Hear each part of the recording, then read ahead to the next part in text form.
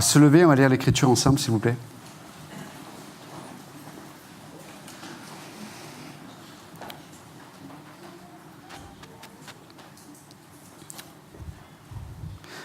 Lévitique, chapitre 14.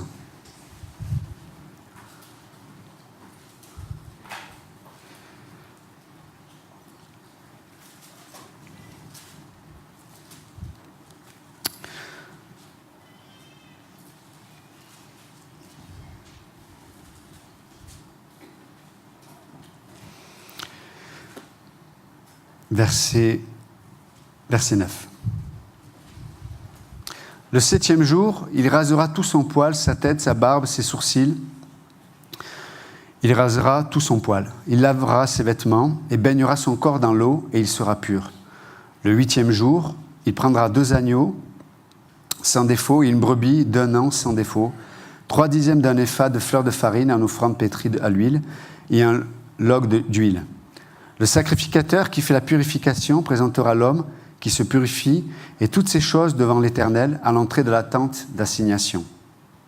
Le sacrificateur prendra l'un des agneaux et il offrira un sacrifice de culpabilité avec le log d'huile et les agitera de côté et d'autre devant l'Éternel.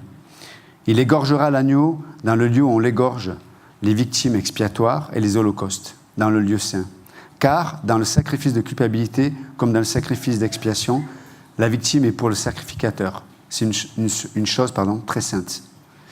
Le sacrificateur prendra du sang de la victime de culpabilité.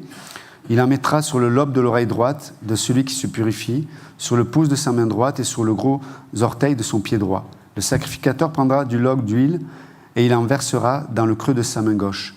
Le sacrificateur trempera le doigt de sa main droite dans l'huile qui est dans le creux de sa main gauche, et il fera avec le doigt 7 fois l'aspersion de l'huile devant l'Éternel. Le sacrificateur mettra de l'huile qui lui reste dans la main sur le lobe de l'oreille droite de celui qui se purifie, sur le pouce de sa main droite et sur le gros orteil de son pied droit, par-dessus le sang de la victime de culpabilité. Le sacrificateur mettra ce qui lui reste d'huile dans la main sur la tête de celui qui se purifie. Le sacrificateur fera pour lui l'expiation devant l'Éternel. Seigneur, merci encore de parler à nos cœurs au travers de ta parole. Dans le bon nom de Jésus-Christ, nous prions. Amen. Vous pouvez vous asseoir.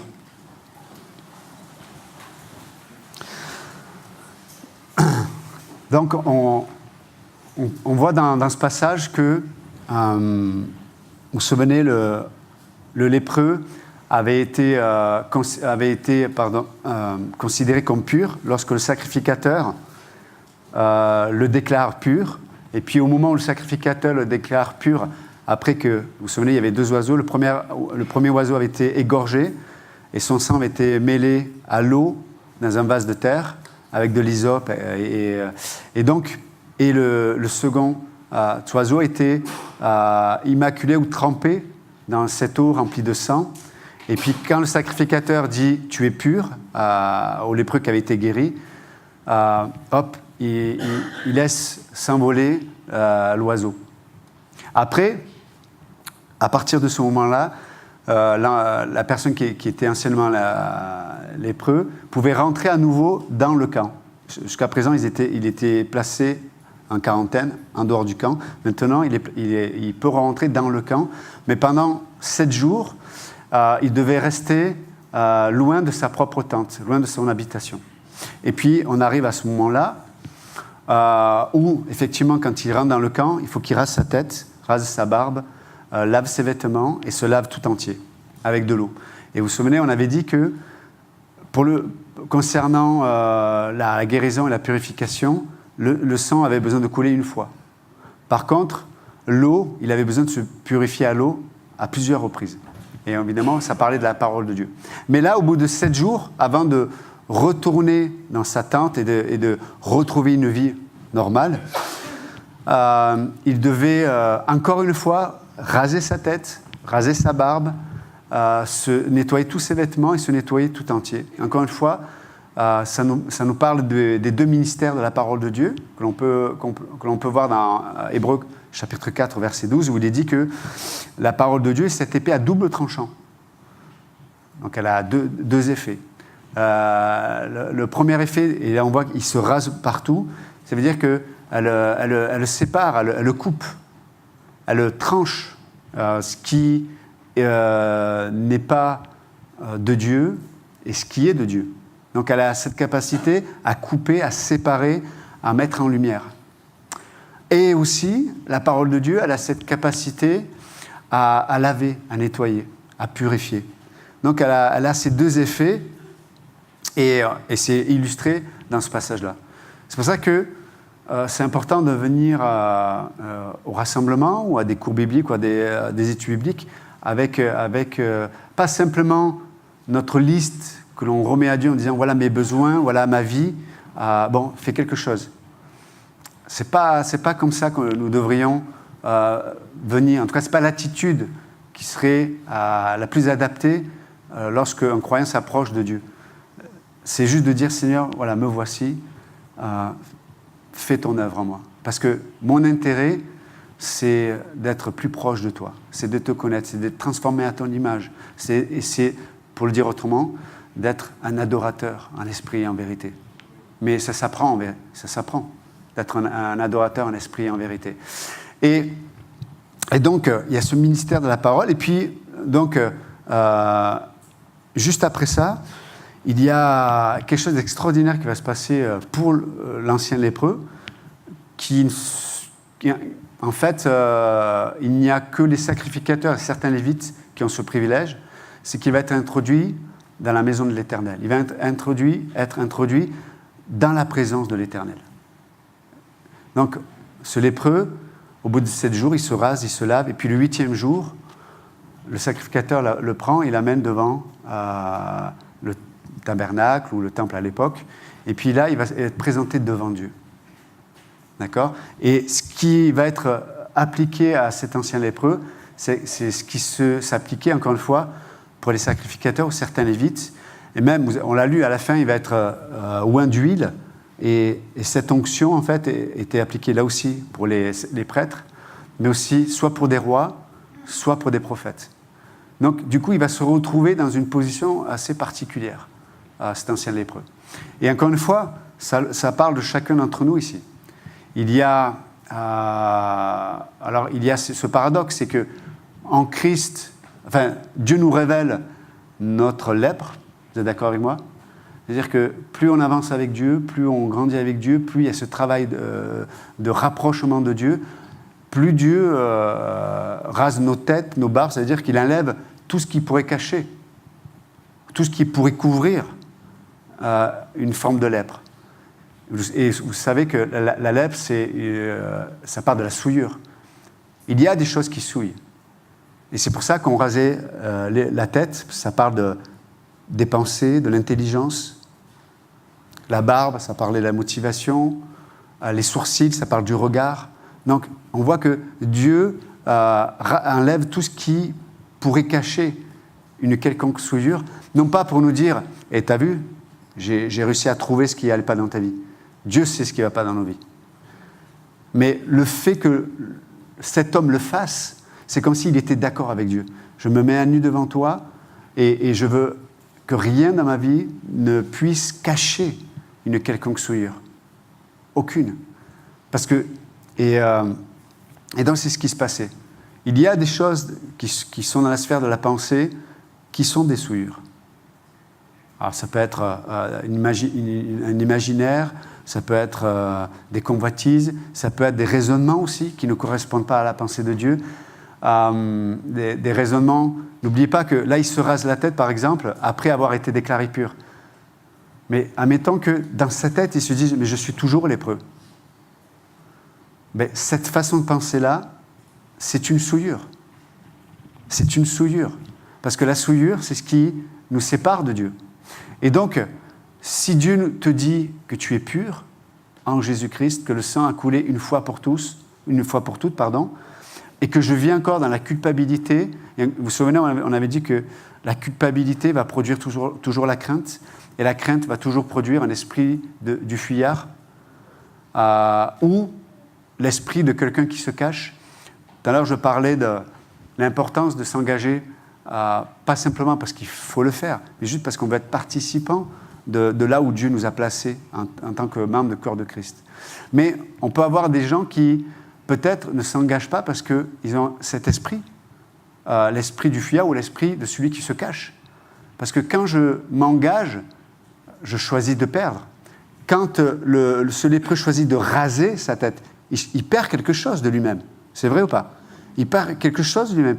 Et peut-être il y a des croyants aussi qui ne s'engagent pas dans le sens d'exprimer les dons ou la vie de l'esprit que Dieu leur a donné pour l'édification du corps de Christ, parce qu'ils ne veulent pas perdre. Ils ne veulent pas que certaines choses soient coupées.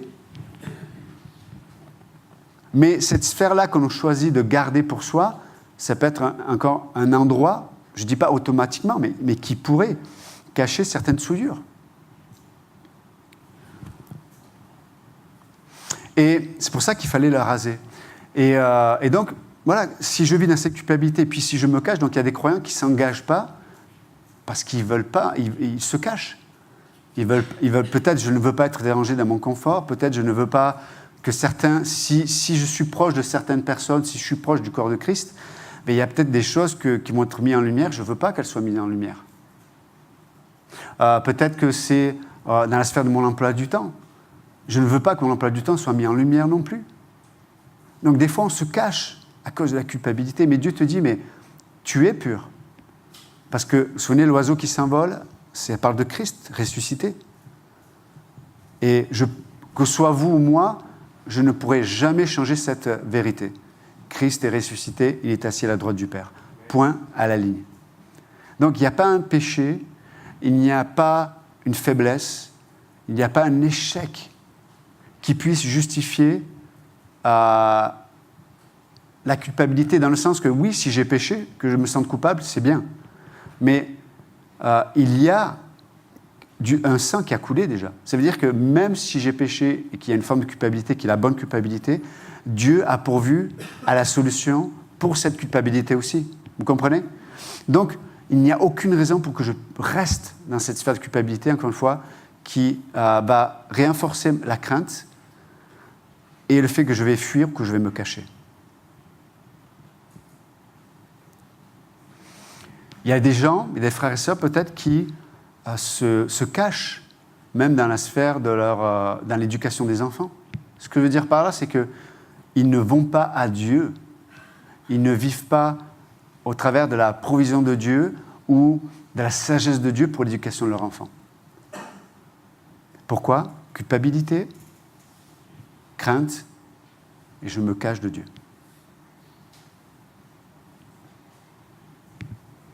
Et encore une fois, si la culpabilité est le moteur qui me pousse à éduquer mes enfants d'une façon ou d'une autre, je ne pourrai pas recevoir de Dieu la sagesse et l'amour qu'ils ont besoin. L'amour qu'ils ont besoin. La sagesse qu'ils ont besoin pour les amener à être ce que Dieu a prévu qu'ils soient. Et n'oubliez pas, ils ne pourront pas être ce que Dieu a prévu qu'ils soient s'ils ne voient pas à travers nos vies, même si on n'est pas parfait en tant que parents, mais s'ils ne voient pas à travers nos vies la vie de Christ. Vous vous souvenez, on a dit jeudi que le synonyme de la foi, ce n'est pas l'obéissance. Le synonyme de la foi, c'est la confiance. Parce que il y a plein de gens, moi quand j'étais policier, il y a des gens m'obéissaient, hein, mais ils n'avaient pas confiance en moi. Donc on peut obéir sans la confiance. Par contre, la foi, et c'est ce qui plaît à Dieu, Hébreux 11, 6, or c'est la foi qui plaît à Dieu. Or la foi, cette confiance en la personne de Dieu, amène quoi? La bonne obéissance. Donc un enfant qui regarde ses parents et qui obéit aux parents, mais s'il n'y a pas cette confiance qui vient à travers l'amour, à travers quand nos enfants nous voient marcher par la foi, peut-être ils voient qu'on a des difficultés, ils voient qu'on n'est pas parfait, mais ils voient qu'on marche par la foi, ils voient qu'on a confiance à Dieu. Ce n'est pas simplement en priant pour le repas le matin, le midi et le soir. Mais voilà, on fait des choix, on prend des décisions qui font que ça coupe, des fois. Il y a ce poil qui est rasé là. Et nos enfants le voient, se disent « Waouh, moi je veux connaître le Dieu de mes parents.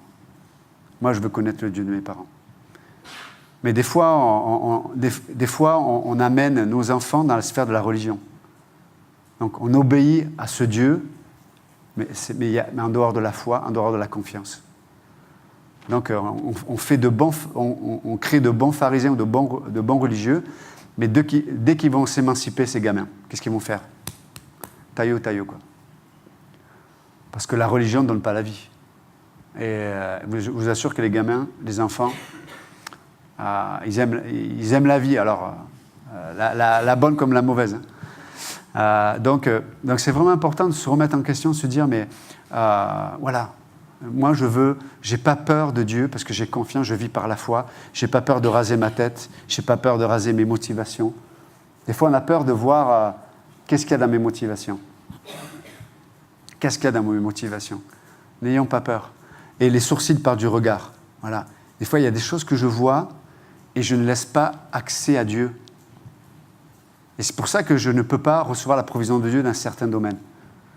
C'est comme si j'étais enfermé. Ça vous arrive des fois de vous sentir comme la photo tout à l'heure. On a l'impression qu'ils étaient, ils étaient enfermés dans quelque chose. Et quand tu es enfermé, là, tu prends des positions qui te permettent d'avoir, en tout cas, de supporter la position ou trouver une sorte de confort, quoi. Mais donc, vous pouvez vous retrouver. Et à l'époque, il y avait certains gouvernements ou dictatures, pour le dire autrement, des fois enfermer certains opposants ou autres dans des endroits trop petits. Et donc, au bout de quelques mois ou quelques années, ces gens-là qui étaient enfermés dans des endroits trop petits où ils pouvaient à peine s'asseoir, etc., quand ils sortaient de ces endroits-là, ils étaient littéralement handicapés. C'est-à-dire que leur corps s'était habitué à leur environnement. Donc, ils étaient comme ça, certains comme ça. Et c'est pas qu'ils étaient blessés, mais leur corps s'est habitué pour trouver un confort, une capacité à vivre dans ce domaine-là. Et des fois, en tant que croyant, on est comme ça. On est enfermé parce que nos sourcils ne sont pas rasés. Ça veut dire qu'on a une façon de voir qui est basée sur notre intelligence ou sur notre expérience, mais on ne laisse pas la place à Dieu. On ne laisse pas la place au regard de Dieu dans la situation. Et du coup, on s'habitue à une condition, mais je ne vis pas comme affranchi dans la situation. Vous comprenez? Et donc, on a des comportements qui sont des comportements de personnes qui portent un handicap sur notre façon de voir. Donc, ça peut être sur mon identité ou sur le regard que je vois une situation. Et du coup, je ne peux pas me projeter avec espérance dans la situation. Parce que je me suis habitué, je suis handicapé. Et je vois la situation et il n'y a aucune sphère pour y injecter de l'espérance. Et du coup, je tourne en boucle ce disque-là et ma vie tourne autour de ça. Ma vie tourne autour de ça. Parce que je suis mal à l'aise. Je suis dans un endroit confiné qui m'écrase. Donc là, il est dit quoi? Il faut raser. Il faut raser. Il faut raser. Mais pas que raser. Il faut mettre l'eau qui purifie, l'eau qui lave, l'eau qui fait que ça prend du sens de raser. Si on rase sans l'eau, il n'y a pas de sens, il n'y a pas de purification. Parce que le but de la purification, ce n'est pas juste d'être vous avez vu comme je suis propre. Non, la purification, le but, c'est d'être rapproché de Dieu, d'être rapproché, d'être acceptable en termes de communion, en termes de relation dans le corps. Où à l'époque c'était au milieu du peuple, mais c'est, voilà, Dieu me donne tout ce qu'il faut, et j'aime. L'eau, c'est pas moi qui l'a créée, hein. C'est Dieu qui pourvoit, c'est vrai ou pas? Les oiseaux, c'est même pas le lépreux qui les a apportés, c'est le Dieu au travers du peuple qui l'a apporté. Le rasoir, bon, à la limite on pourrait se dire, c'est l'homme qui l'a créé, mais là en l'occurrence il n'avait rien, le lépreux, hein. Donc on y pourvoyait aussi. Donc on peut voir que tout ce qui concerne mon besoin, la sagesse de Dieu pour mon besoin et la provision de Dieu pour mon besoin, tout vient de Dieu. Tout vient de Dieu. Ma seule part, c'est de ne pas me cacher. Ma seule part, c'est de faire confiance à Dieu. C'est la foi. C'est ce qui rend plaisir à Dieu. La foi. La foi. Et encore une fois, je disais tout à l'heure que beaucoup d'entre nous, on se fatigue parce qu'on ne vit pas dans la sphère de la foi. Donc on s'inquiète. Vous savez, quand on n'est pas dans la foi, on s'inquiète. Je m'inquiète pour mes finances. Je m'inquiète pour ma vie de couple. Je m'inquiète pour mes enfants. Je m'inquiète pour mon ceci. Et je suis tellement dans l'inquiétude. Et littéralement, l'inquiétude peut devenir mon Dieu. Je parlais tout à l'heure d'unité. Je peux m'unir à l'inquiétude. Il peut y avoir une forme d'unité avec l'inquiétude. Vous savez, quand la Bible dit que, lorsqu'elle parle du corps, si un homme couche avec une femme en dehors du mariage, il s'unit à elle ou à lui. Il y a quelque chose qui s'unit. Quand c'est fait dans le mariage, ben, du coup, il y a toutes les bénédictions qui en découlent. Mais quand c'est fait en dehors du mariage, ça blesse l'âme. Et ça peut créer une forme même d'addiction. Vous avez des gens qui sont addicts à la sexualité ou à la pornographie ou autre, parce qu'ils ont uni leur âme à travers le corps dans des relations sexuelles. Et quand il y a cette addiction-là, lorsqu'il y a cette unité qui s'est produite, ça handicape, ça dénature la structure psychologique et de l'âme du croyant. C'est pour ça que la Bible nous met en garde. Garde ton cœur, garde ton corps, garde tes pensées. C'est vraiment important. Parce que Dieu nous propose une unité qui se trouve avec lui, par lui et pour lui. Bon, on en parlera la semaine prochaine. Mais en tout cas, vous êtes toujours avec moi ? Donc ce matin, c'est édifiant. Hein, on va se raser la tête, la barbe. Bon, les femmes, normalement, il n'y a pas de barbe. Mais les hommes, oui. Non. Et pas de commentaires, certains, pas de commentaires. Donc les cheveux, la barbe et on a dit les sourcils. D'accord ? Ça part de tous ces domaines-là de nos vies. Et puis juste après, donc, ça c'est le 7e jour, le jour du repos, le jour du sabbat. Et puis c'est intéressant parce que l'Écriture ne nous dit pas le premier jour de la semaine. Elle ne dit pas le jour après le sabbat. C'est ce que, dans Lévitique 13, je crois, ou le 14, dans certains versets, lorsqu'il est parlé du 8e jour, il est parlé du premier jour après le sabbat ou du premier jour de la semaine. Mais là, il est parlé du 8e jour, dans ce passage. Et on sait que le terme 8, ça parle des nouveaux commencements.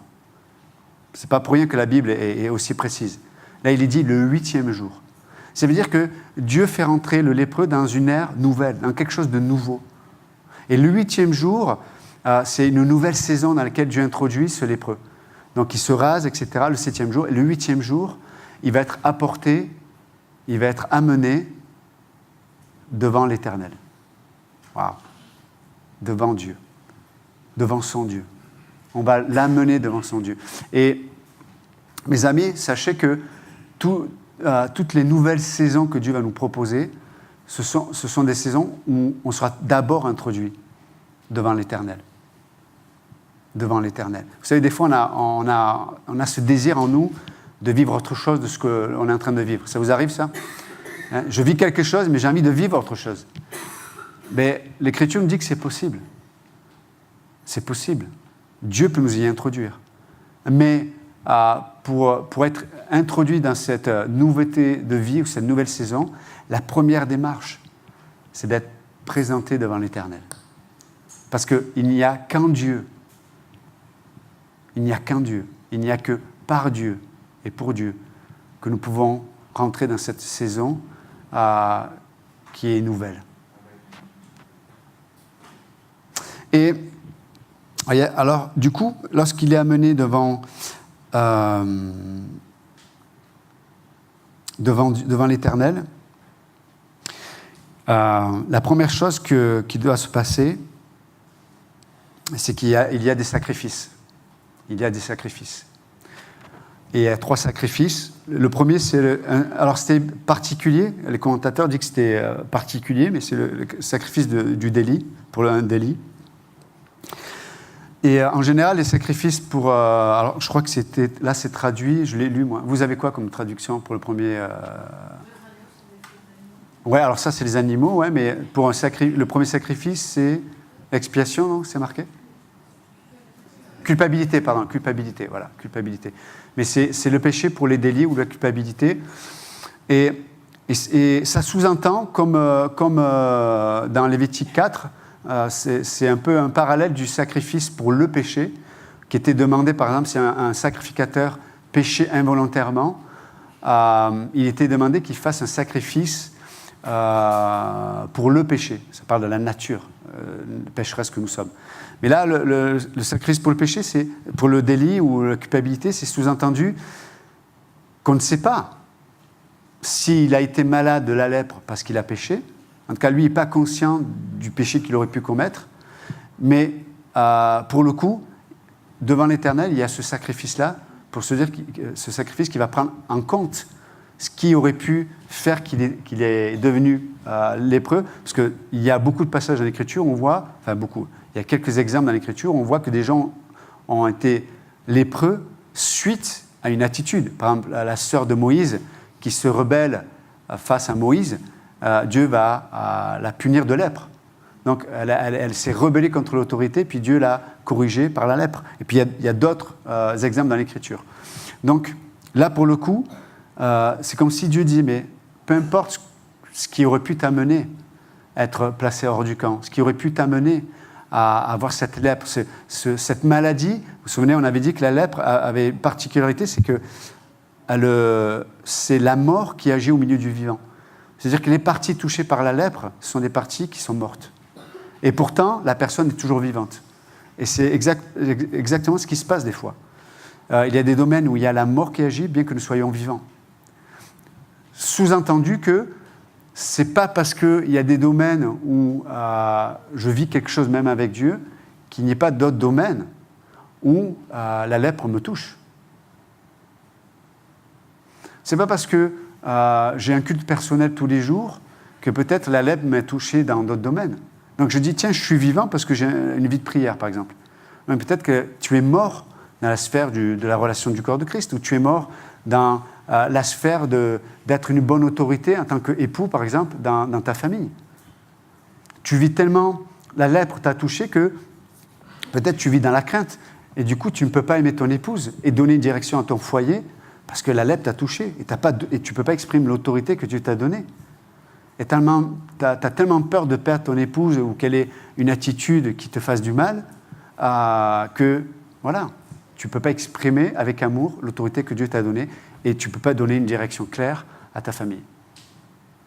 Donc, on peut voir qu'il y a des domaines où je peux être vivant, mais il y a des domaines où je peux être mort.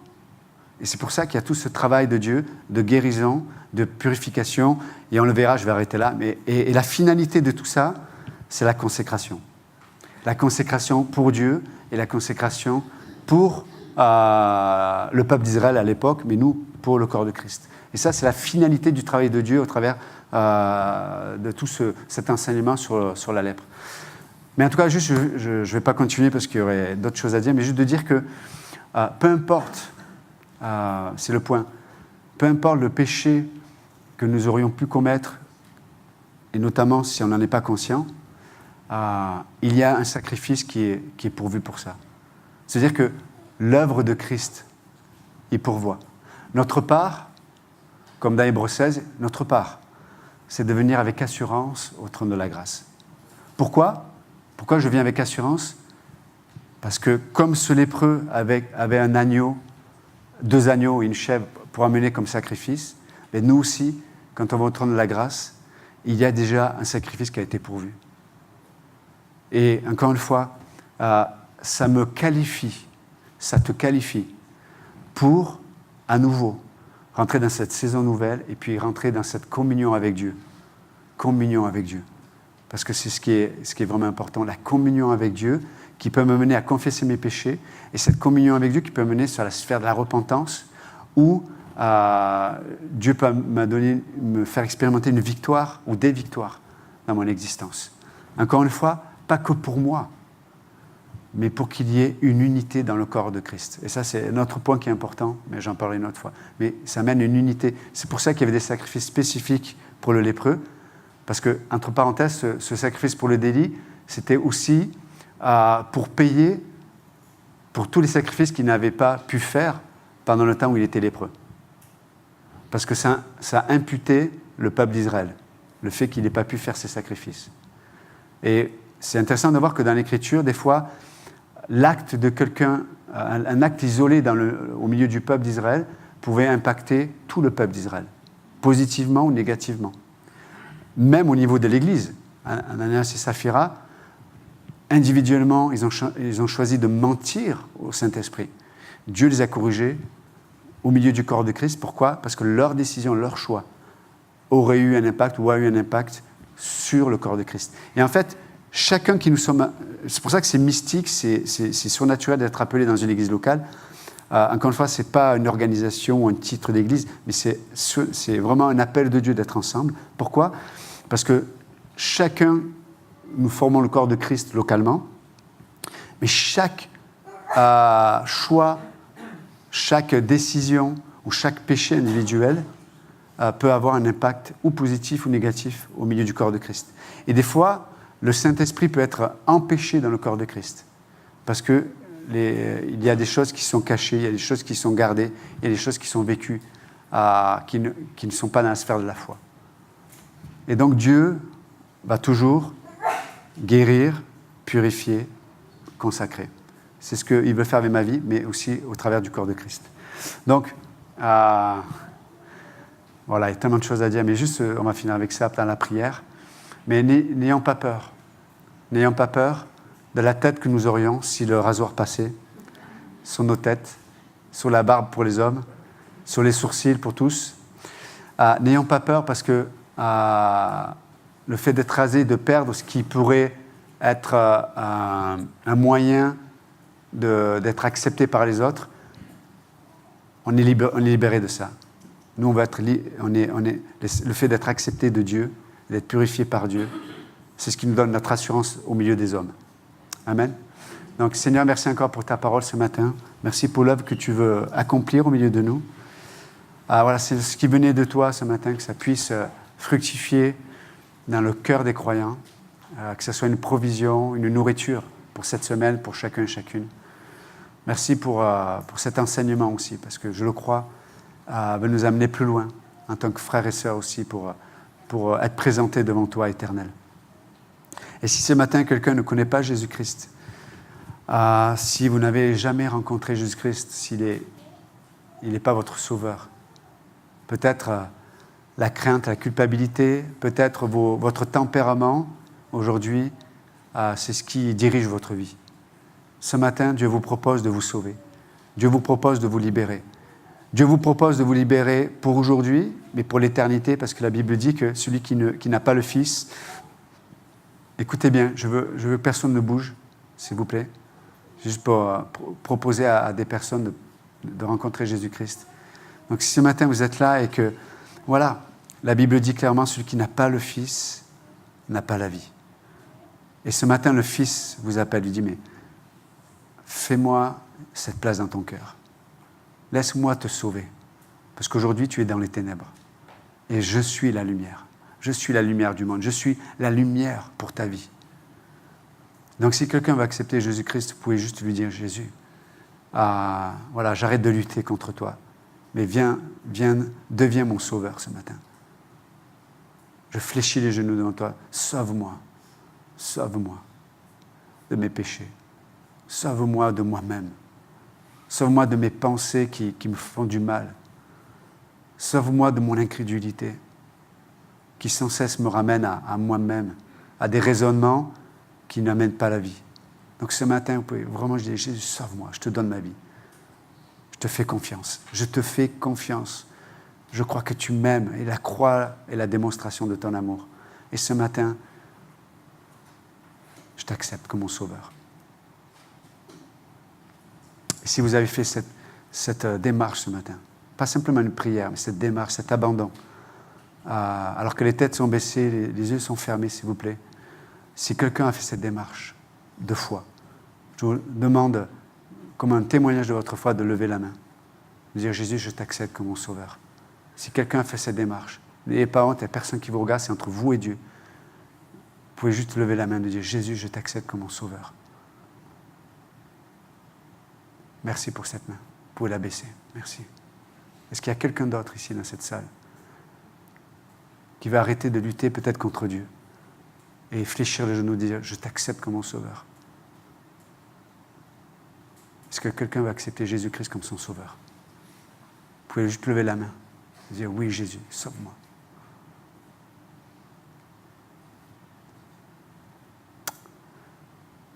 Seigneur, je te prie pour nous croyants, tes enfants, et juste on veut simplement, nous aussi, te faire confiance dans la simplicité de notre foi. Et voilà, on veut te remercier pour ta parole. Dans le bon nom de Jésus-Christ, nous prions. Amen.